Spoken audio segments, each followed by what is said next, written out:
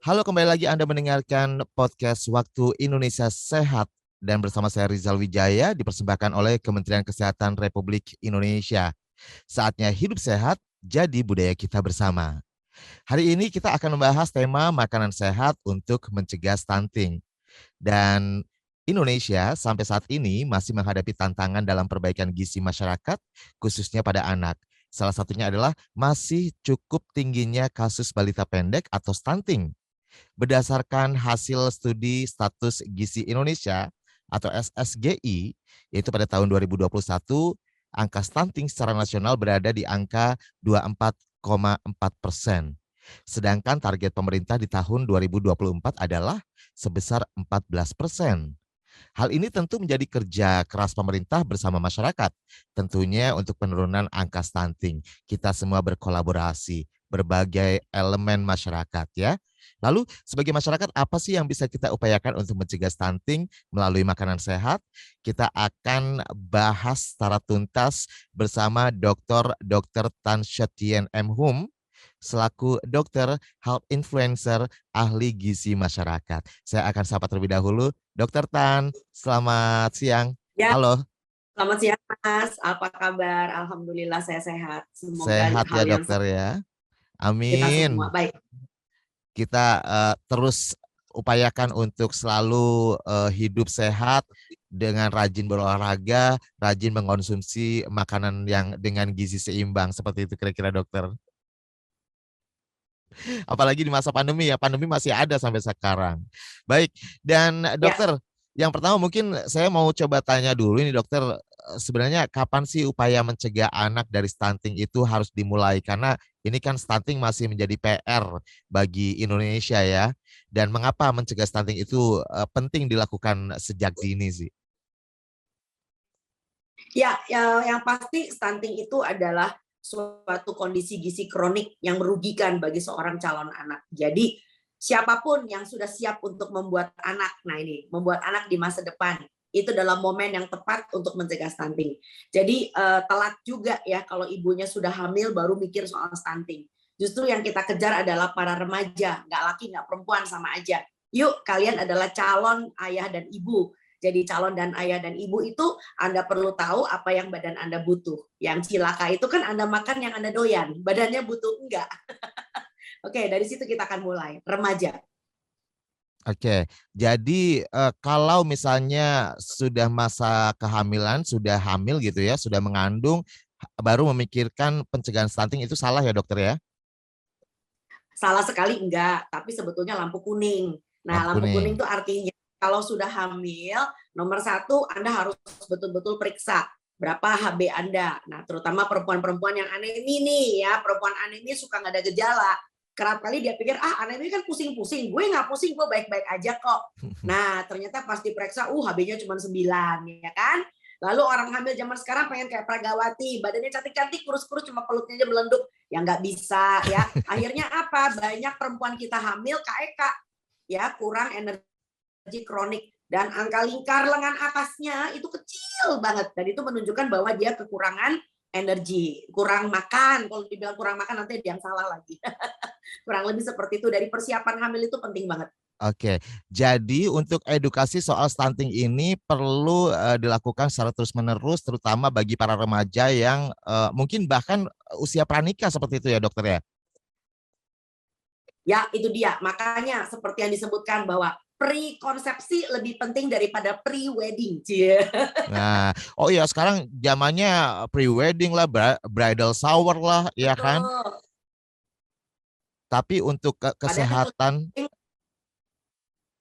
ya. yang lebih penting itu adalah prakonsepsi. Prakonsepsi adalah masa sebelum kehamilan. Siap, prakonsepsi lebih penting ya. Baik, dan Ya, ngomong-ngomong soal makanan dan juga vitamin yang disarankan bagi ibu hamil, ini agar anaknya tidak mengalami stunting. Ini apa saja dok kira-kira yang perlu disarankan kepada para ibu hamil? nah kita lihat ini namanya konsep isi piringku nih, Kemenkes yang keluarin. Jadi apakah ibu hamil setiap kali makan, bukan cuma sarapan, bukan cuma makan siang, apakah makanannya udah persis seperti ini? Piringnya itu terdiri dari apa aja? Kita punya buah, Kita punya sayur, kita punya makanan pokok, dan kita punya yang namanya lauk. Nah, banyak ibu hamil itu biasanya kalau pagi-pagi banyak yang morning sickness, mual-mual. Akhirnya apa? Akhirnya makan kayak bubur posyandu. Posyandu tuh buat bocahnya, bukan buat ibunya. Jadi ibunya nggak bisa kalau cuma makan pagi sarapan bubur ayam. Atau sarapannya crackers, anak zaman sekarang. Cari yang praktis. Itu nggak bisa. Justru masa kehamilan itu adalah masa ketika Anda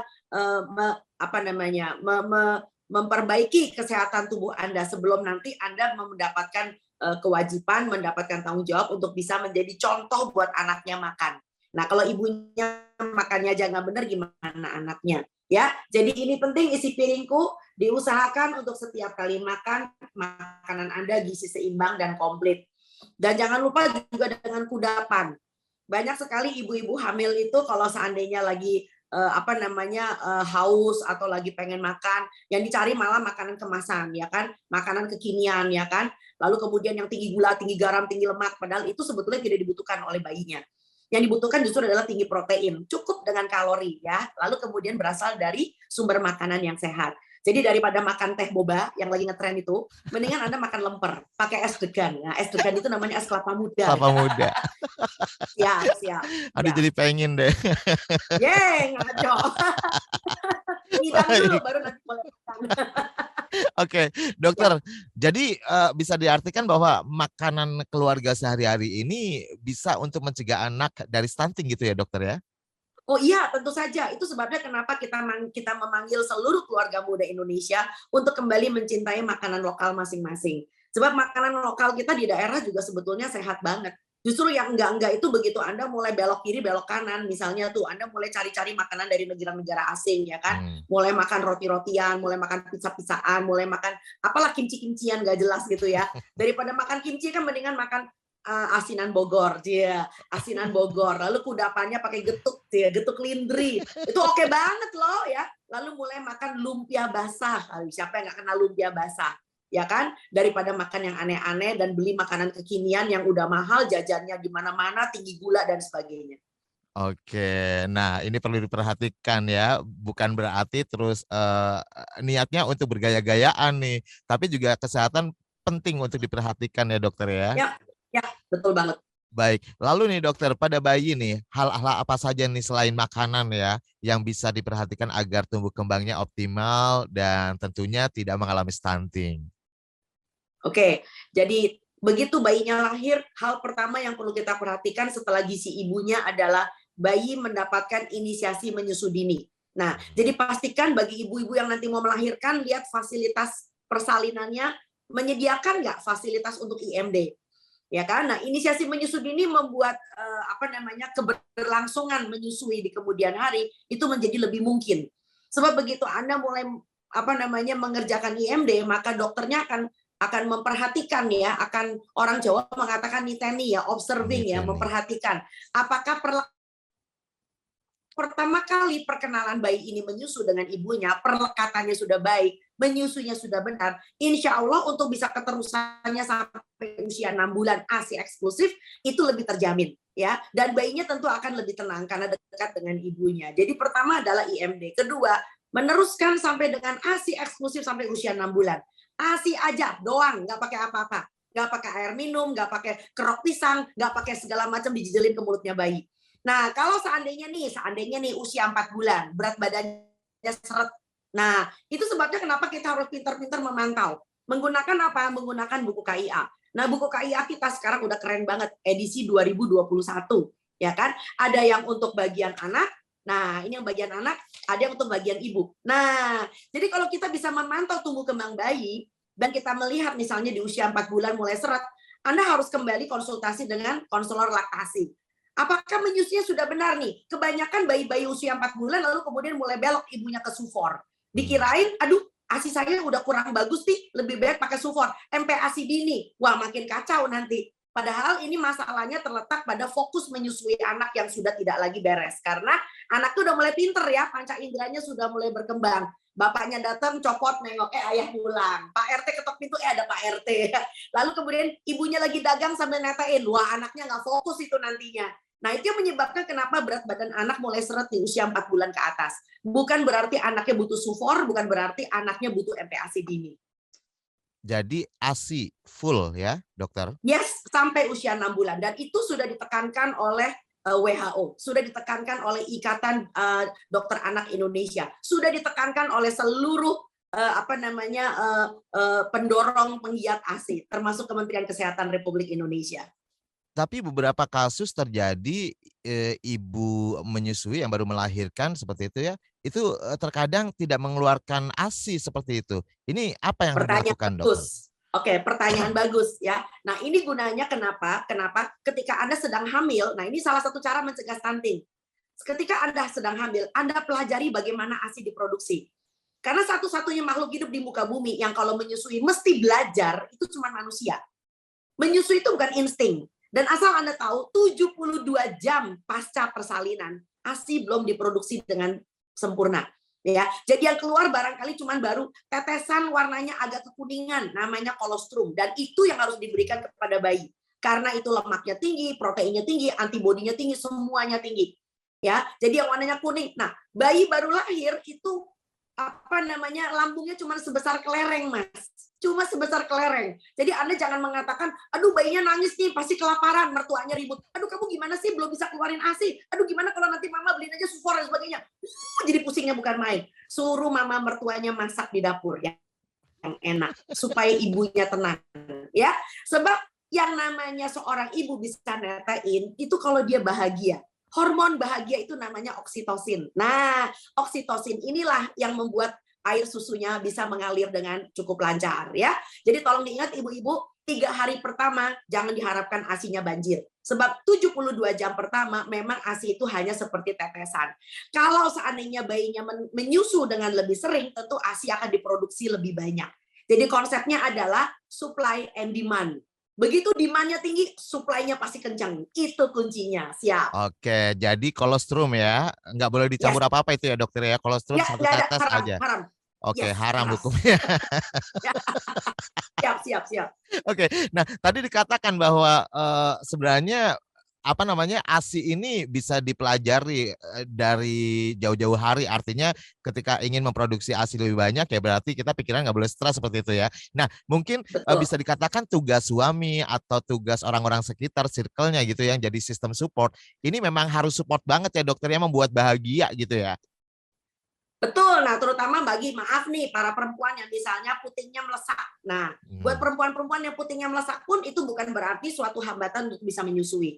Anda punya waktu banyak banget buat bikin putingnya jadi mancung, ya kan? Jadi itu gunanya kenapa Anda bisa ke dokter yang atau para bidan atau para konselor laktasi yang akan bisa membantu Anda nanti begitu saatnya Anda melahirkan, bayinya bisa siap menyusui. Nah, para suami juga bagaimana caranya memijat istri supaya bahagia. Mertua-mertua yang ingin support, bagaimana cara masak di dapur yang enak. Lalu membantu supaya cucian nggak numpuk di belakang.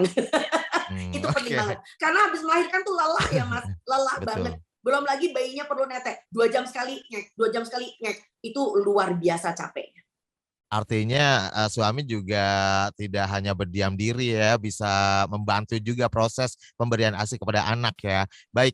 Nah, dokter, kalau mungkin di sosial media zaman sekarang kan dikit-dikit sosial media gitu kan. Ini kan banyak nih makanan-makanan khusus atau resep-resep MPASI dengan bahan yang mahal, prestis gitu mungkin ya niatnya. Ini lagi marak banget di medsos. Ini gimana nih penjelasannya dokter? Oke, MPASI adalah makanan pendamping ASI, bukan pengganti ASI. Itu yang penting. Dan MPASI yang benar, tentu saja MPASI berasal dari makanan keluarga. Jadi kalau misalnya keluarganya makan nasi, maka karbohidratnya adalah bubur nasi. Kalau keluarganya misalnya bule makan kentang, tentu anaknya makan kentang misalkan ya. Lalu kemudian kalau bapak ibunya misalnya bikin ayam bakar bumbu rujak pakai sayur asem, maka MPASI-nya adalah barangkali ati ayamnya dikasih dengan labu. Betul apa enggak? Jadi yang disebut dengan MPASI itu bukan artinya Anda harus beli makanan-makanan khusus, bahan-bahan mahal di marketplace, bahkan sampai minyak-minyak impor dan sebagainya. Ya, jadi gunakan apa yang ada di dapur Anda selama itu komposisinya adekuat, artinya cukup karbohidrat, ada protein hewan, kita fokus dengan protein hewan. Sedikit protein nabati, ada cukup sayur dan buah, MPASI anak Anda dijamin aman. Hmm, oke. Jadi jangan latah ikut-ikutan gitu ya. Ketika di Nah, sosmed itu dia. lagi viral misalnya makanan apa. Ini ingat yang perlu diingat adalah yang digarisbawahi empati itu bukan makanan pengganti, tapi pendamping. Oh, jadi menyesuaikan menu utama keluarga gitu ya, dokter ya? Betul banget. Maka dari itu kita punya namanya panduan nasional, bukan panduan medsos. Panduan Hmm, nasional kita ada yang namanya buku KIA. Nah, oke. buku KIA ini bisa di-download gratis di internet versi PDF-nya. Tulis aja buku KIA Kemenkes 2021 atau Anda bisa minta di Posyandu atau di Oh iya. Puskesmas. Pastikan Anda mendapatkan edisi yang terbaru. Itu penting 2021. Nanti di situ Oke. Anda bisa belajar tentang tekstur, Anda bisa belajar tentang jumlah, cara pemberian gitu loh ya. Ditambah dengan bagaimana caranya kalau seandainya ingin naik tekstur dan bagaimana anaknya Hmm. tumbuh kembang, lalu kemudian motorik dan sensoriknya itu semua pemantauannya ada. Oke, jadi ya bener ya, jangan ngadi-ngadi deh pokoknya kalau soal makanan gitu ya, resep-resep, jangan coba-coba deh pokoknya, yang aneh-aneh gitu. Nah, kalau ada yang mengatakan nih ya dokter, ini nggak tahu deh mitos atau bukan sebenarnya, kayak misalnya ibu menyusui, jangan terlalu banyak minum air dingin, nanti anaknya pilek, batuk dan sebagainya. Nah, sebenarnya konsumsi makanan ibu menyusui ini juga berdampak nggak sih pada bayinya dokter? Nah, sebetulnya tidak terlalu berdampak. Jadi kalau misalnya nih ibunya cuman misalnya ibunya minum teh misalnya gitu ya, Hmm. ya nggak apa-apa minum teh kalau misalnya masih cukup wajar sehari 1 cangkir, ya. Bukan berarti lalu kemudian bayinya kemasukan teh. Nah, ini lagi nih Mas yang agak lucu nih. Ada lagi yang lucu nih, kalau bayinya sakit ibunya disuruh minum obat. Wah itu nggak benar sama sekali ya. Jadi nanti kalau bayinya kejang ibunya minum obat kejang dong. Ya. Jadi memang di Indonesia tuh banyak sekali yang lucu-lucu gitu loh ya. Jadi tolong perhatikan dan tidak semua yang ibu makan membuat anaknya jadi alergi. Jadi kadang-kadang ibu ini suka nebak begitu anaknya keluar ruam, wah Hmm. ini gara-gara makanan saya nih. Dan ibunya nggak bisa membedakan antara ruam akibat makanan dengan ruam akibat penyakit kulit lainnya. Nah, seringkali yang aku temui juga nih kalau ada di puskesmas segala macam nih di posyandu, anaknya sebetulnya punya ruam kulit itu sebetulnya adalah skabies, tungau, ya karena ketularan dari kakaknya, ketularan dari mana-mana, ibunya berpikir ini alergi telur. Nah, telurnya yang disalahin gitu loh, padahal anaknya kena skabies gitu loh ya. Jadi Oke. mau dipuasain makan telur, nggak dipuasain makan ikan, sampai anaknya malnutrisi karena kekurangan protein hewan, tetap aja itu yang namanya ruam kulitnya masih banyak. Karena apa? Penyebabnya adalah tungau. Ini adalah salah Hmm. satu. Jadi Lalu tolong nih, iya Mas. iya, jadi banyak ya, mitos-mitos yang sebenarnya salah kaprah gitu ya, dokter ya? Ya, termasuk kalau makan ikan jadi cacingan. Ya, kalau Mmm, ikannya nggak mateng, ya kan? Makan ikan justru bikin anaknya jadi sehat, ya. Makan kelapa, cacing kremi. Mentang-mentang bentuk kelapa parut kayak cacing kremi gitu ya. Jadi pusing kan kita gitu loh ya. bener ya Ya. dokter, bener. Nah, jangan minum air es seperti yang tadi Mas bilang, nanti bayinya bapil. Padahal bayinya bapil karena dipeluk sama tetangga, kemarin tetangganya batuk. Nah, jadi bayinya ketularan sama tetangga, bukan karena ibunya minum air es, sayang. Oke, baik. Ya. Jadi nih dokter, sebenarnya makanan apa sih yang sebaiknya dikonsumsi oleh ibu menyusui? Adakah makanan yang mungkin harus dihindari, jangan dimakan deh yang ini ketika, mungkin ibu masih menyusui gitu ya, sebagai upaya mencegah anak mengalami stunting? Ya, prinsipnya adalah satu, ibu menyusui itu harus makan supaya air susunya itu jadi berkualitas. Nah, caranya bagaimana? Kembali seperti ibunya sedang hamil. Kembali dengan isi piringku. Oke. Banyak perempuan sudah selesai hamil lalu mengatakan asik sekarang gue bisa makan apa aja. Mmm, Ya, lalu yang dimakan yang enggak, mie kayak bakso balas lah, dendam cilok lah, gitu beli ya? cireng lah, beli seblak lah, yang nggak penting banget gitu loh. Nanti kemudian air susunya kemudian kalau macet atau seret lalu dianya baru komplain ya. Padahal seorang ibu yang sedang menyusui ya itu sebetulnya nggak perlu diet loh. Mmm, Kenapa? Ibu yang sedang menyusui kalau dia menyusui secara optimal maka dengan sendirinya tubuhnya akan susut. Karena apa? Air susu itu mengandung cukup lemak. Jadi begitu Anda rajin menyusui anaknya, apalagi 6 bulan pertama eksklusif, dijamin Anda pasti bisa langsing tanpa harus diet. ya. Dan langsing bukan berarti malnutrisi, karena Anda tetap harus makan sayur hijau, Anda tetap makan buah, ada protein, terutama protein hewan juga. Lalu kemudian ada yang namanya makanan pokok yang cukup, sehingga dia cukup energi, gitu Mas. Oke, dokter, aku juga mau nanya dong, dokter. Ini berdasarkan Boleh. pengalaman juga ya dari teman sahabat aku juga yang kebetulan memang belum dikasih amanah ya untuk mempunyai baby gitu ya. Sementara dia Ya, harus adopsi dan sementara dia juga bingung nih harus ngasih ASI tapi ASINya dari mana ya kan? Kemudian dia langsung nih dikasih sufor seperti itu. Pada akhirnya ada gejala-gejala di badannya dengan mengkonsumsi sufor tersebut karena benar bayi itu benar-benar baru lahir gitu loh dokter. Nah sebenarnya apa sih yang harus dilakukan ketika dalam tanda kutip nih anak angkat gitu ya, anak adopsi? ya. Jadi kita sebetulnya bisa saja ada beberapa pilihan ya. Yang saya juga pernah tahu dari seorang konsultan laktasi yang cukup terkenal di Indonesia, bahkan seorang ibu yang tidak pernah menyusui. Anda bayangin, nggak pernah menyusui. Itu hanya karena sering dirangsang dan tentu saja didampingi oleh seorang konsultan laktasi yang mumpuni, ibu ini bisa mengeluarkan ASI loh Mas. Boleh Oke. percaya boleh enggak. Ya, itu keajaiban Allah, itu luar biasa ya. Yang penting adalah dia punya cinta kasih, dia kemudian dirangsang juga sehingga bayinya kemudian bisa mendapatkan ASI dari dia. Kemungkinan kedua tentu saja dari yang disebut dengan ibu susu. Ibu Hmm. susu ini hati-hati bisa juga menjadi saudara persusuan nanti di antara anaknya ya. Nah, itu juga. Tapi juga bisa tetap lebih baik seperti itu. Tetapi dengan catatan bahwa anak ini kan menyusu bukan cuma 1-2 hari. Anak ini kan perlu mendapatkan ASI sampai 2 tahun. Jadi Anda perlu dipikirkan bahwa kalau Anda anak mendapatkan ASI donor, maka harus dipikirkan bahwa bagaimana konsistensi mendapatkan kesinambungan ASI secara terus-menerus sampai anak ini insya Allah bisa sampai usia 2 tahun atau lebih. Ya, karena ASI dalam hal ini adalah kita kaitkan dengan antibodi, makanan Hmm. yang sempurna, ya. Nah, yang lebih penting lagi adalah ini perbedaan antara menyusui langsung dan cuma sekedar memberikan ASI. Kalau cuma sekedar memberikan ASI, maka ya nggak ada bedanya seperti Anda memberikan susu. Sufor. Tetapi begitu Anda menyusui, nah ini uniknya dengan manusia. Mas tahu nggak? ASI itu sepanjang masa itu tidak pernah komposisinya sama. Bahkan dari ibu yang sama, ASI pagi, ASI sore, komposisinya bisa beda. Apalagi kalau anaknya menjelang sakit. Ketika anaknya menjelang sakit, maka ASI dari ibu yang bersangkutan itu antibodinya tinggi banget. Hmm. Ya, jadi itu kegunaan kenapa seorang anak menyusu langsung pada ibunya. Karena air liur dari bayi itu memberikan informasi kepada air susu yang akan dibentuk oleh seorang ibu sehingga air susunya ini mempunyai komposisi yang pas. Jadi kalau mau Oke. dibilang sudah tepat gizinya, pas komposisinya, itu hanya ASI dan itu Allah yang bikin. Keren banget, Oke, Mas. keren banget ya. Jadi memang Yes. ada ikatan batin antara ibu dan anak ya dengan memberikan Dan ASI ikatan ini. fisik.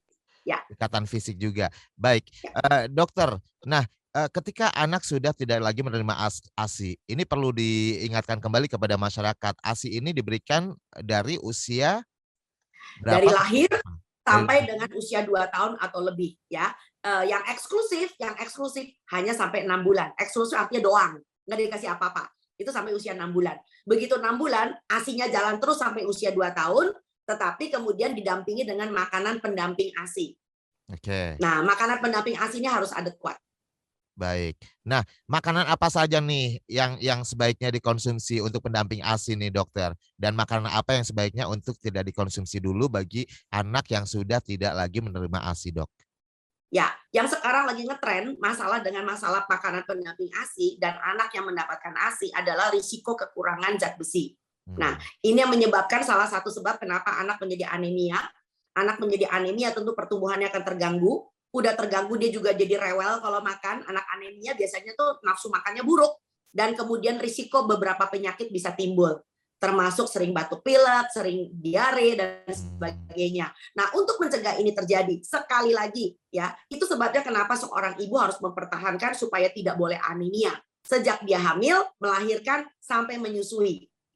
Dan itu sebabnya kenapa usia 6 bulan, MPASI sudah diberikan tepat waktu. Nah, MPASI-nya ini yang akan menyambung. Karena ketika usia 6 bulan, ASI sudah tidak bisa lagi mencukupi dalam hal zat besi. Itu sebabnya kenapa MPASI perlu nyambung, estafet. Estafetnya bagaimana? Kita memilih MPASI yang tinggi zat besi.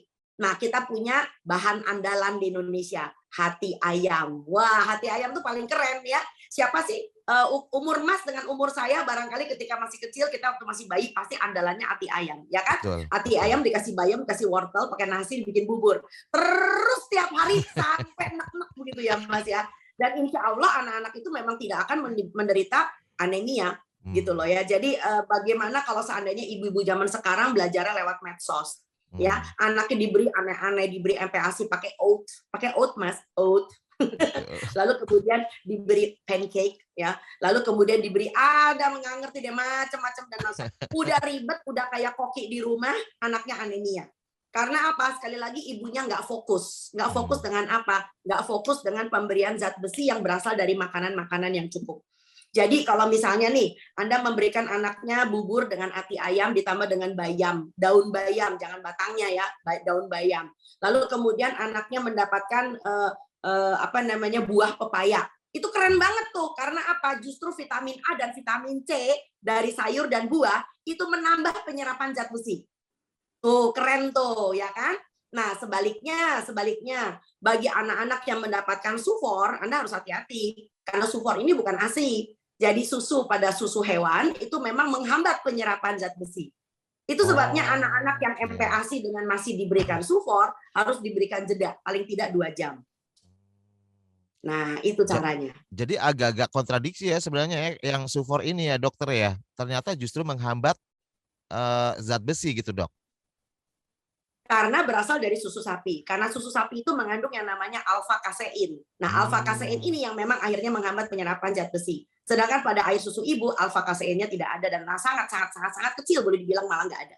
Baik. Itu yang menyebabkan kenapa anak habis makan, habis MPASI, boleh nenen. Nah, itu.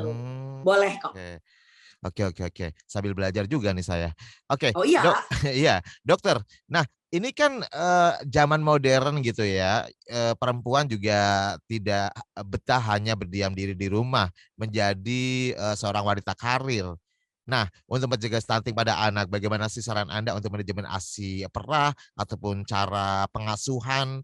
Mungkin pengasuh di rumah ya, asisten rumah tangga, memberi makan anak. Ini seperti apa nih manajemennya? Nah, itu dia. Itu sebabnya kenapa sebelum Anda gedubragan, Anda besok harus kerja. Nah, ketika baru belum kerja nih kan cutinya masih 3 bulan. Insya Allah bisa jadi 6 bulan ya. 6 bulan itu ya. adalah persiapan. Itu adalah persiapan training. Training bagi siapa? Bagi yang akan mengasuh anak Anda. Jadi kalau Anda memberikan ASI perah, maka ASI yang diberikan pertama kepada anak itu adalah yang baru diperah.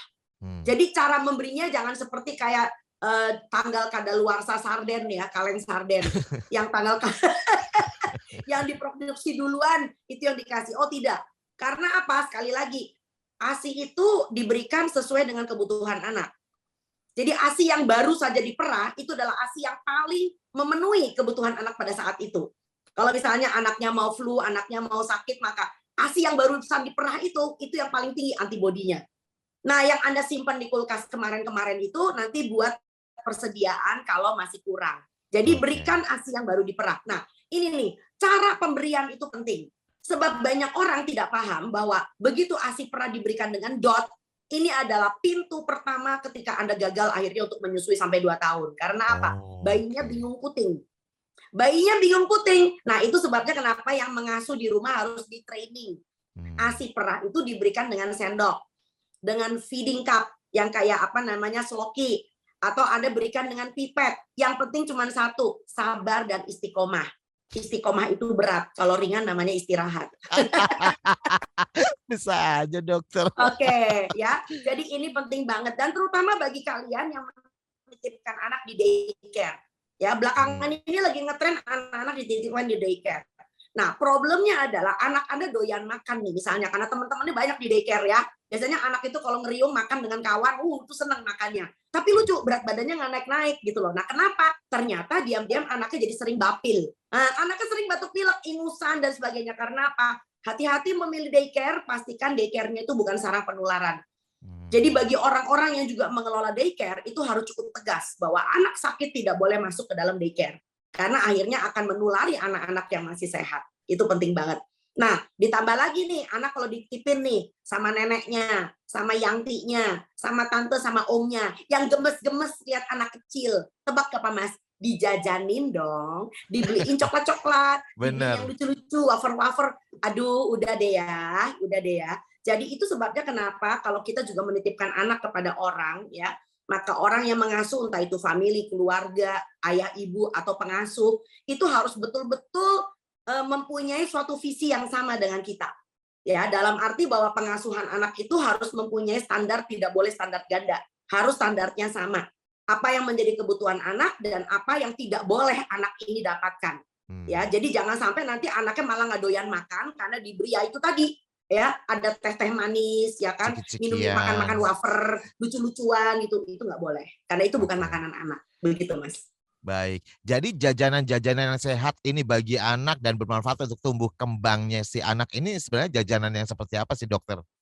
Oh banyak, jadi bukan jajanan, tapi adalah kudapan yang ibunya bikin sendiri. Nah, Hmm. misalnya nih umur 7 bulan kan udah, kalau dari buku KIA kan jelas nih, kalau di buku KIA. Di buku KIA nih diajarkan bagaimana membuat perkedel kentang. Nah, biasanya usia 7 bulan itu udah mulai gemes tuh, udah pengen makan-makan sendiri tuh ya kan, udah pengen pegang-pegang sendiri. Oke, ibunya pinter-pinter, halusin lumatkan kentangnya, dicampur cincangan ati, dicampur cincangan dengan bayam, itu udah menjadi finger food. Ya, kemungkinan yang lain Anda bisa dapatkan buah, ya. Nah, buah saja kerap kali kalorinya tidak cukup. Bisa diberikan misalnya puding telur, bikin sendiri, ya. Nanti kalau udah gede sedikit dibelikan talam, talam Hmm. ubi, ya, talam ubi atasnya dikasih namanya abon ikan. Wah, enak, Mas. Nah, itu enak banget, itu lembut, ya kan? Lalu kemudian bisa dibikinin serabi, ya, jadi bukan pancake banana. Bikinnya serabi, orang Sunda pasti ngerti yang namanya serabi. Ya, Benar. serabi itu pakai tepung beras, ya kan? Lalu masih ditambah dengan santan. Kalorinya tinggi loh. Nah, supaya ada protein, maka di atasnya diberikan entah itu abon ayam, abon ikan, apapun itu. Oke. Mungkin biar Kudapan, biar kudapan Indonesia jagoan. ya, mungkin, kalau ada yang demi prestis bisa, namanya diganti agak-agak ke western-western gitu ya, ke barat-baratan gitu ya, Dokter, ya?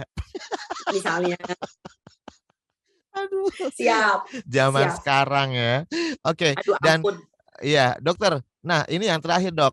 Apa sih harapan Dokter, terhadap upaya penurunan stunting, ke depannya untuk menciptakan generasi anak yang sehat, tinggi, kemudian cerdas? Ya, siapa sih yang nggak mau mengharapkan bahwa baik anaknya sendiri, anak orang lain, maupun kita sebagai orang yang sudah tidak punya anak kecil, kita pengen bangsa kita itu bebas dari ke apa namanya ya, ketidakberdayaan, ya kan? Nah, untuk bisa menjadi masyarakat yang berdaya, maka yang penting adalah nomor satu, Anda harus punya literasi. Literasi cerdas. Caranya bagaimana? Sekali lagi, begitu Anda mulai ragu, Anda mulai melihat yang namanya panduan nasional. Kebanyakan ibu-ibu sudah hilang akal, tanya sama teman-temannya. Dia lupa ternyata temennya jualan macam-macam, ya kan? Jualan bumbu ini, jualan bumbu itu. Dipikir kalau anaknya GTM, tahu ya Mas GTM ya, Apa gerakan tuh? tutup mulut. Nah, Oh, gerakan tutup mulut. Lalu dikasih berbagai macam bumbu, anaknya sip langsung mau makan. Oh tidak.